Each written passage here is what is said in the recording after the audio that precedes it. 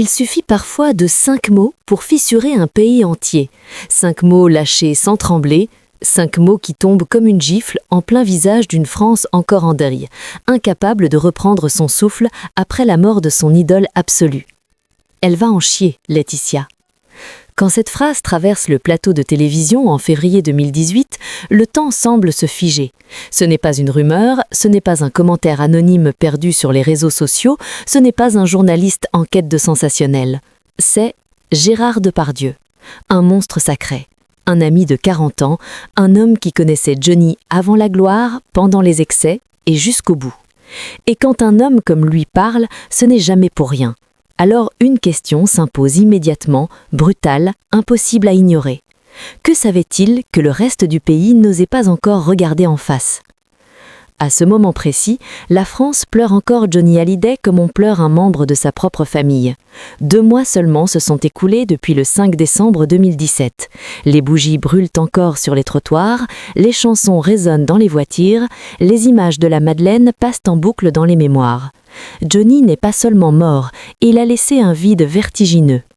Mais derrière les hommages, derrière les larmes et les mots d'amour, quelque chose de sombre est déjà en train de se mettre en place. Une guerre silencieuse, une fracture invisible, un conflit qui ne demande qu'une étincelle pour exploser.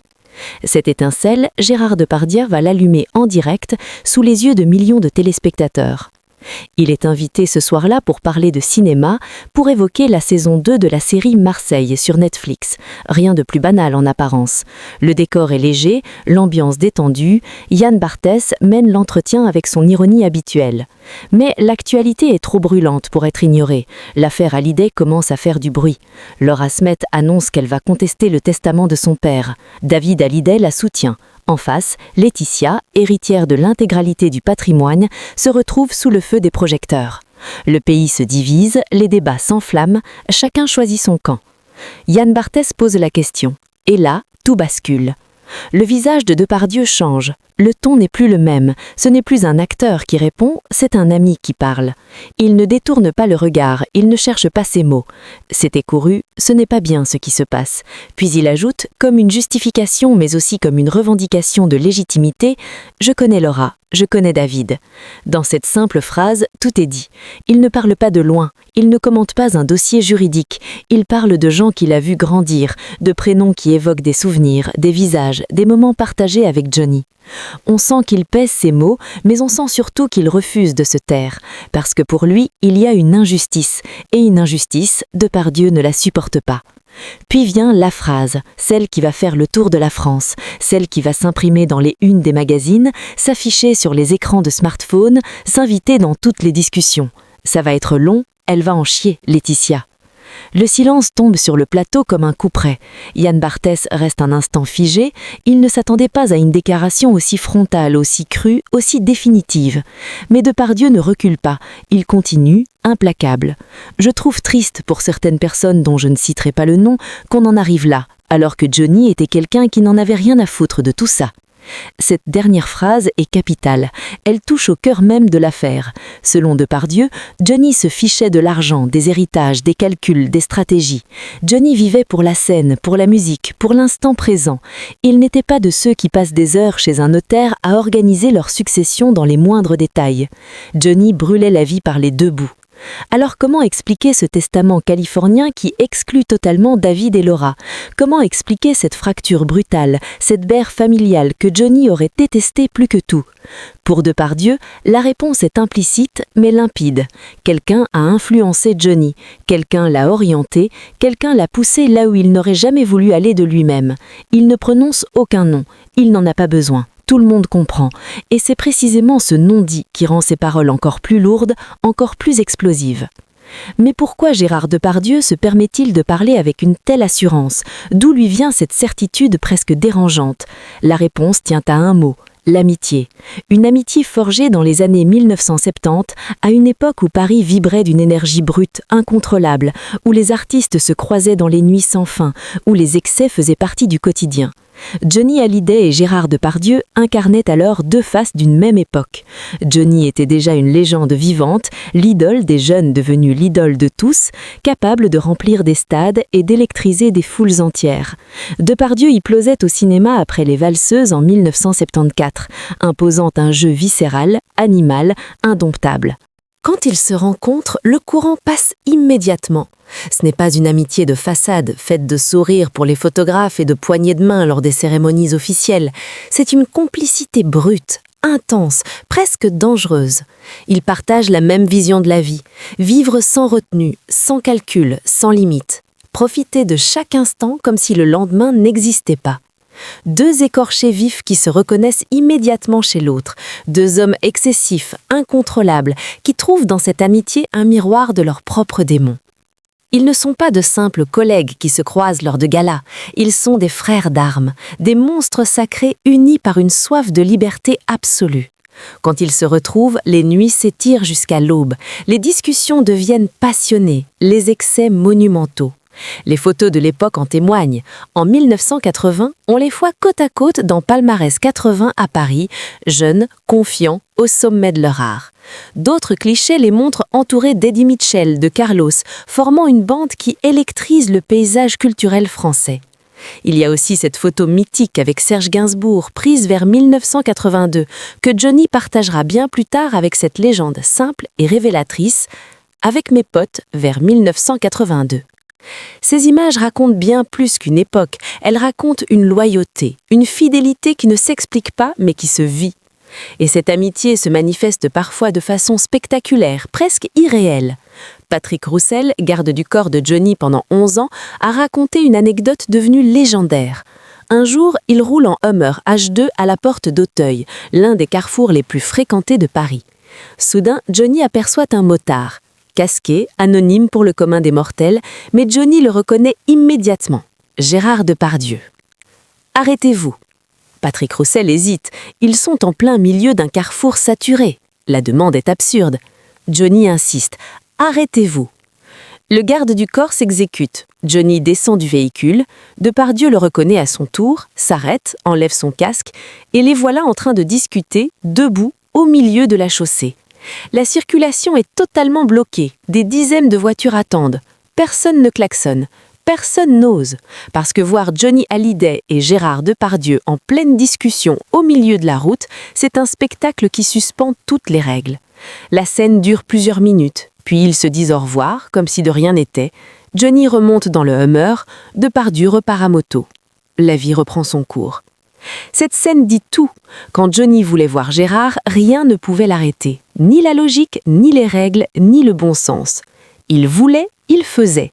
Et Gérard faisait partie de ce cercle extrêmement restreint de personnes pour lesquelles Johnny était prêt à tout interrompre. Mais leur lien ne s'arrêtait pas là. Il était aussi marqué par des expériences limites, des moments où la vie a failli leur échapper. Lors de cette même interview en 2018, Depardieu raconte une histoire glaçante, une soirée dans les années 70. On est tombé sur un abruti qui nous a filé une dose de brown sugar, une variante d'héroïne. Dans un moment d'inconscience totale, Johnny et Gérard sniffent cette substance. Et là, le drame. 48 heures de coma, 48 heures où la mort est passée à quelques centimètres. Quand Depardieu se réveille, il est chez Sylvie Vartan, la première femme de Johnny. Aucun souvenir, rien. Le médecin leur dira plus tard « Vous vous rendez compte d'où vous venez ?» Ils ont littéralement frôlé la mort ensemble. Et quand on a partagé une expérience pareille, on ne trahit jamais. C'est cette loyauté absolue qui pousse Gérard Depardieu à parler en février 2018. Parce que pour lui, ce qui se joue autour de l'héritage de Johnny n'est pas seulement une affaire de droit. C'est une trahison de la mémoire de son ami, une trahison de ses valeurs. Et si Depardieu avait vu juste dès le départ, si ces mots résonnent encore aujourd'hui, c'est parce que ce qu'il pressentait allait se confirmer, lentement, douloureusement.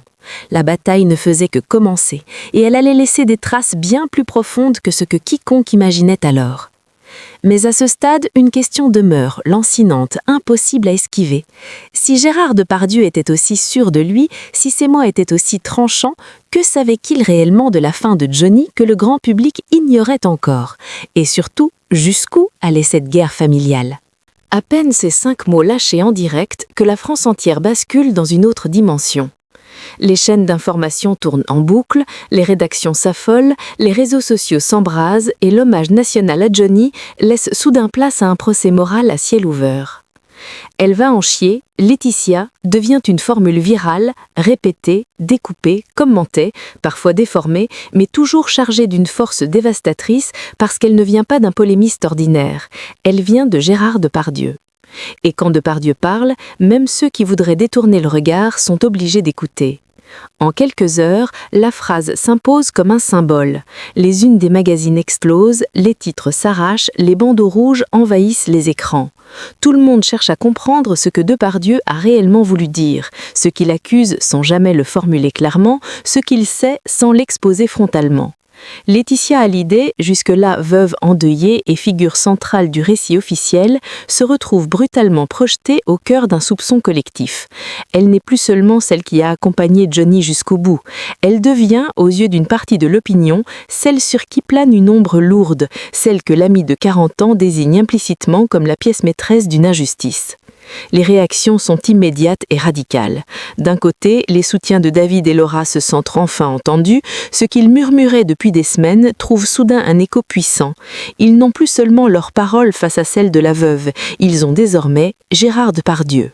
Un témoin crédible, un ami historique, quelqu'un qui a connu Johnny avant tout le monde, avant les stratégies, avant les avocats, avant les calculs successoraux.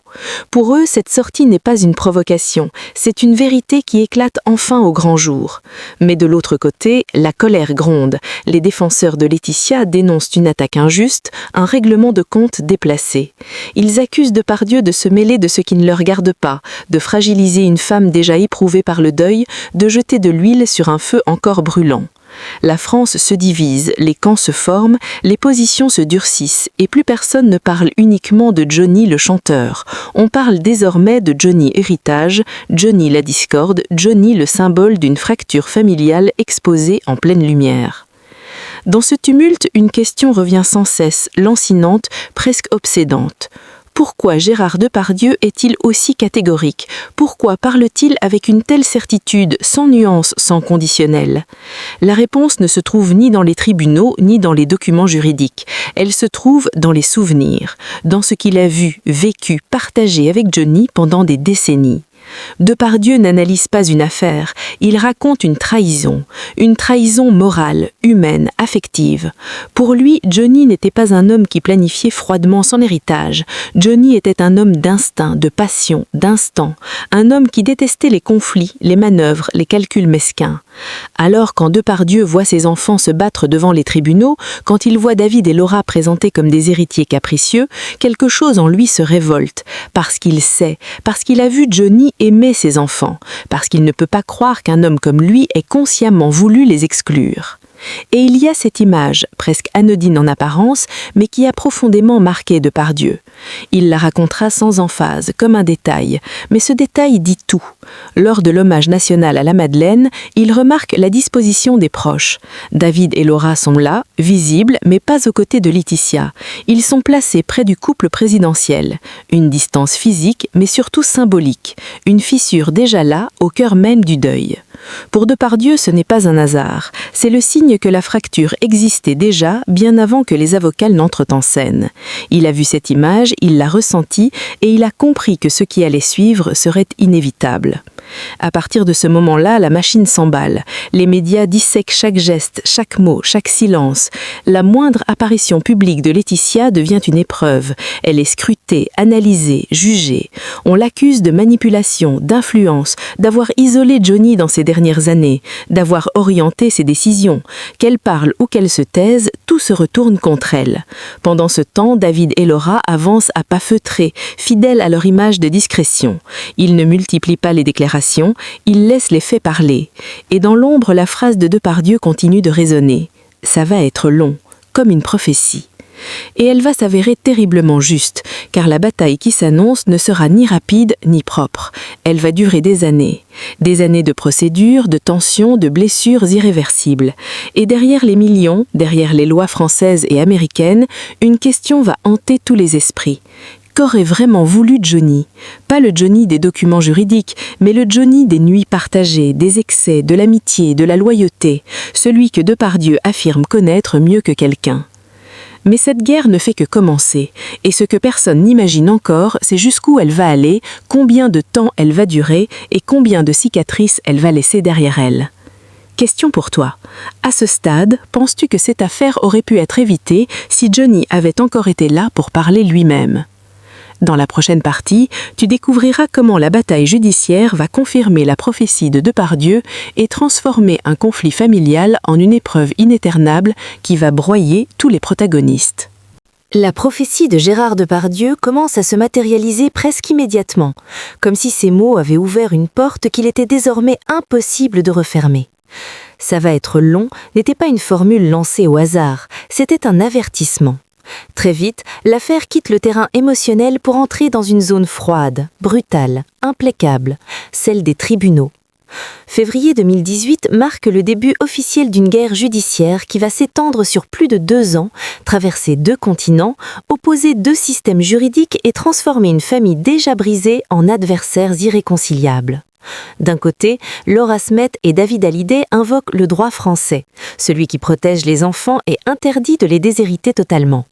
De l'autre, Laetitia défend le testament californien de Johnny, rédigé à Los Angeles, conforme au droit américain, qui lui lègue l'intégralité du patrimoine.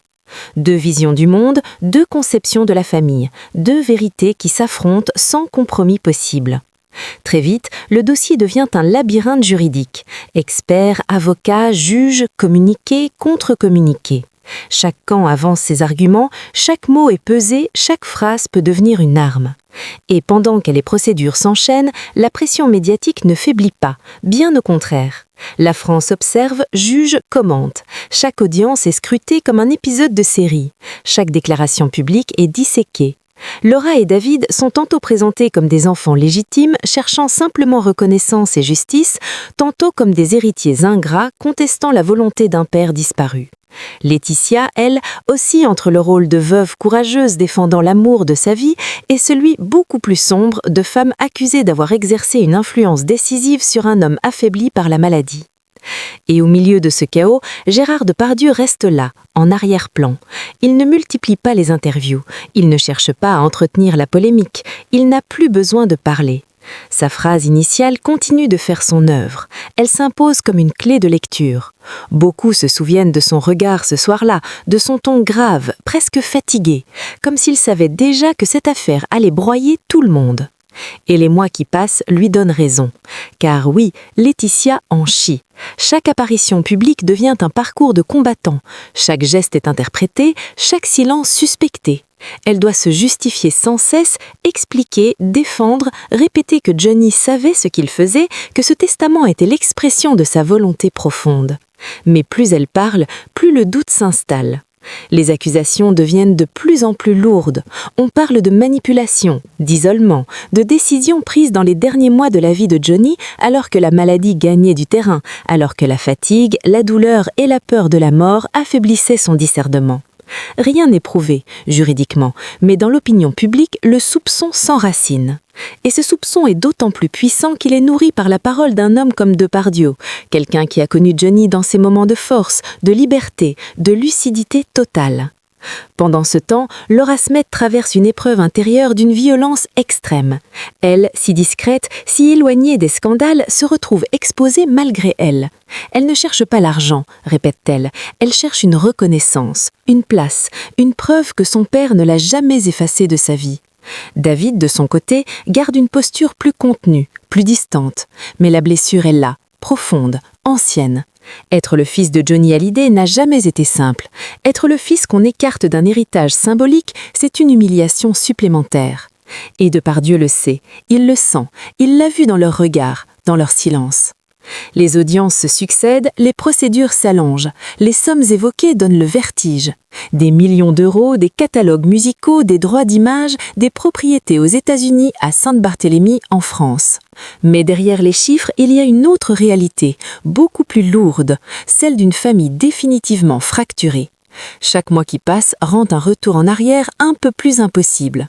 Les mots échangés laissent des traces indélébiles, les regards se durcissent, la confiance disparaît.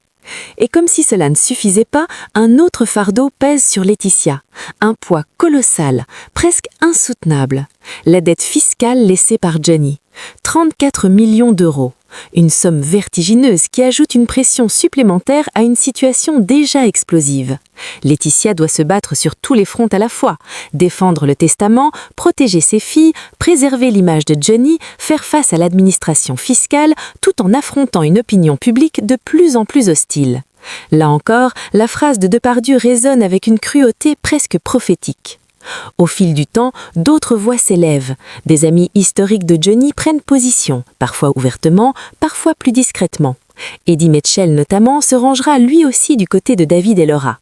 Un camp se dessine clairement. Les anciens, ceux qui connaissaient Johnny avant, ceux qui ont partagé ses nuits, ses excès, ses failles. Et ce camp-là ne soutient pas Laetitia. Ce constat pèse lourd. Il alimente l'idée que quelque chose ne colle pas, que le récit officiel ne suffit pas à expliquer cette exclusion totale des enfants aînés. 2 ans et demi passent ainsi dans une tension permanente, jusqu'à l'été 2020, juillet. Enfin, un accord. Pas une victoire, pas une réparation totale, mais un compromis. Laura Smet obtient 2,5 millions d'euros et plusieurs objets personnels de son père, dont la chanson Laura, écrite pour elle. Symboliquement, c'est immense. Financièrement, c'est peu comparé à la fortune globale de Johnny. Mais ce n'est pas l'essentiel. Ce qui compte, c'est la reconnaissance, la preuve qu'elle existe, qu'elle a compté, que Johnny ne l'a jamais effacée de sa vie. Mais les blessures, elles, ne se referment pas. Laura et Laetitia ne se parlent plus. Elles ne se croisent plus. Elles n'apparaissent jamais ensemble. David garde une posture polie, presque glaciale. Lors des remémorations, chacun reste de son côté. La famille Hallyday n'existe plus comme une entité unie. Elle est éclatée, fragmentée, irrémédiablement marquée par cette guerre. Et Gérard Depardieu, lui, observe tout cela avec la gravité de celui qui avait venir la tempête. Il n'a jamais cherché à dire « je vous l'avais bien dit ». Il n'en a pas besoin. Les faits parlent pour lui. Sa phrase initiale continue de faire son œuvre. Elle s'impose comme une clé de lecture. Beaucoup se souviennent de son regard ce soir-là, de son ton grave, presque fatigué, comme s'il savait déjà que cette affaire allait broyer tout le monde. Et les mois qui passent lui donnent raison. Car oui, Laetitia en chie. Chaque apparition publique devient un parcours de combattant. Chaque geste est interprété, chaque silence suspecté. Elle doit se justifier sans cesse, expliquer, défendre, répéter que Johnny savait ce qu'il faisait, que ses testaments étaient l'expression de sa volonté profonde. Mais plus elle parle, plus le doute s'installe. Les accusations deviennent de plus en plus lourdes. On parle de manipulation, d'isolement, de décisions prises dans les derniers mois de la vie de Johnny alors que la maladie gagnait du terrain, alors que la fatigue, la douleur et la peur de la mort affaiblissaient son discernement. Rien n'est prouvé, juridiquement, mais dans l'opinion publique, le soupçon s'enracine. Et ce soupçon est d'autant plus puissant qu'il est nourri par la parole d'un homme comme Depardieu, quelqu'un qui a connu Johnny dans ses moments de force, de liberté, de lucidité totale. Malgré tout, une question demeure, encore plus troublante qu'au début. Si Johnny avait pu parler une dernière fois, s'il avait pu voir ce chaos, cette guerre, ces années de souffrance, qu'aurait-il dit ? Aurait-il reconnu ses choix ou aurait-il cherché à réparer ce qui pouvait encore l'être ? Pour toi, une question, penses-tu qu'une vérité morale peut parfois peser plus lourd qu'un testament légalement irréprochable ? Dans la prochaine et dernière partie, tu découvriras pourquoi, 7 ans plus tard, les paroles de Depardieu continuent de résonner et ce qu'elles révèlent vraiment sur l'héritage le plus profond de Johnny Hallyday, celui qu'aucun tribunal ne pourra jamais trancher. 7 ans ont passé depuis cette soirée de février 2018, et pourtant, les mots de Gérard Depardieu continuent de résonner comme s'ils venaient d'être prononcés hier. Le temps a fait son œuvre, les tribunaux ont rendu leurs décisions, les accords ont été signés, les chiffres ont été actés, mais ce qui reste, ça n'est pas le juridique. Ce qui reste, c'est le malaise. Une impression persistante que quelque chose, dans cette histoire, ne s'est jamais vraiment réparé. La bataille est officiellement terminée, mais la fracture, elle, demeure béante. Aujourd'hui encore, quand on évoque l'héritage de Johnny Hallyday, on ne parle pas seulement d'argent, de catalogues musicaux ou de propriétés. On parle d'un père, d'enfants, d'une veuve et d'une mémoire devenue un champ miné. L'accord de juillet 2020 a mis un terme aux procédures, mais il n'a pas refermé les blessures. Laura Smet a obtenu une reconnaissance symbolique, une place officiellement reconnue dans l'héritage de son père, et cette chanson, Laura, qui vaut bien plus que n'importe quel chèque.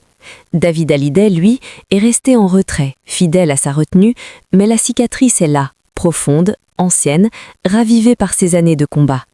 Quant à Laetitia, elle a continué d'avancer, coûte que coûte, portant à la fois le poids de la défense de la volonté de Johnny, celui d'une opinion publique souvent hostile et celui d'une dette fiscale colossale laissée par l'homme qu'elle aimait.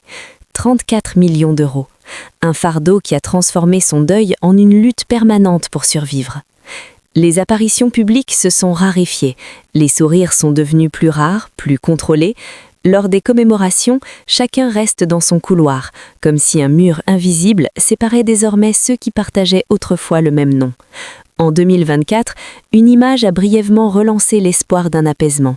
David et Laetitia apparaissent ensemble lors de l'anniversaire de Jade. Une photo, un instant figé. Certains y voient un signe, un pas vers la réconciliation. Mais Laura reste absente, silencieuse, à distance. Pour elle, certaines lignes ont été franchies, certaines paroles ont laissé des traces indélébiles. Tout ne se répare pas avec le temps. Et au milieu de cette histoire, la figure de Gérard Depardieu reste singulière. À 76 ans, il n'a jamais cherché à revenir sur ses propos, ni à les nuancer, ni à les effacer. Il a parlé une fois, au moment où il estimait que le silence devenait une forme de complicité. Pour lui, il ne s'agissait pas de réguler des comptes, ni d'attaquer une personne en particulier. Il s'agissait de loyauté, d'une fidélité brute, presque archaïque, à un ami disparu qui ne pouvait plus se défendre. Depardieu a toujours fonctionné ainsi, sans filtre, sans calcul.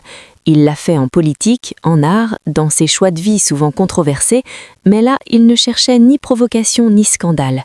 Il cherchait à rappeler qui était vraiment Johnny. Johnny, selon lui, n'était pas un stratège, ce n'était pas un homme obsédé par la transmission patrimoniale. C'était un homme d'instinct, de passion, de chair et de feu. Un homme qui aimait ses enfants, tous ses enfants. David, Laura, Jade, Joy. L'idée même qu'il ait consciemment voulu dresser les uns contre les autres lui semblait absurde, insupportable.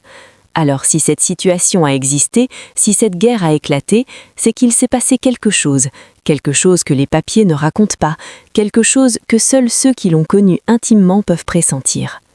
C'est là que réside le cœur du malaise, car les tribunaux tranchent selon la loi, mais ils ne jugent pas les intentions. Ils ne mesurent pas l'amour, la faiblesse, la solitude, l'influence invisible qui peut s'exercer dans les derniers mois d'une vie. Gérard Depardieu n'a jamais prétendu détenir une vérité juridique. Il a parlé d'une vérité humaine. Et cette vérité-là, elle continue de troubler, parce qu'elle pose une question dérangeante. Peut-on vraiment réduire l'héritage d'un homme comme Johnny Hallyday à des documents signés dans un bureau loin de la scène, loin de la musique, loin de ce qu'il était profondément ? 7 ans plus tard, son témoignage reste gravé, non pas comme une attaque gratuite, mais comme un rappel brutal que derrière les millions, il y avait un homme avec des failles, des amitiés indéfectibles, des valeurs, une manière d'aimer parfois maladroite mais sincère. Et ceux qui ont partagé sa vie pendant 40 ans, ceux qui ont frôlé la mort avec lui, ceux qui l'ont vu sans masque, estiment avoir leur mot à dire. Leurs paroles pèsent, elles pèsent lourd, parfois plus lourd qu'un testament rédigé à l'autre bout du monde. Gérard Depardieu n'a peut-être pas dit toute la vérité, mais il a dit sa vérité. Et dans cette affaire, c'est peut-être ce qui dérange le plus, parce qu'elle ne se range dans aucune case, elle n'accuse jamais frontalement, elle laisse planer un doute. Et ce doute, 7 ans plus tard, est toujours là, insistant, inconfortable, impossible à effacer. Au fond, l'héritage de Johnny Hallyday n'est pas seulement une question d'argent ou de droit, c'est une question de mémoire, de respect, de dignité, de fidélité à ce qu'il était vraiment. Et c'est précisément pour cela que cette histoire continue de fasciner, de diviser, de hanter les consciences, parce qu'elle nous confronte à une vérité universelle. Quand une légende disparaît, ce ne sont pas seulement ses biens qu'elle laisse derrière elle, ce sont des blessures, des silences et des questions auxquelles personne ne pourra jamais répondre avec certitude. Question finale pour toi. Selon toi, dans une affaire comme celle-ci, la vérité du cœur peut-elle un jour l'emporter sur la vérité des documents ? Et dans la prochaine vidéo, une autre voix proche de Johnny va émerger avec un témoignage encore plus dérangeant, capable de bouleverser tout ce que l'on croyait savoir sur ces dernières années.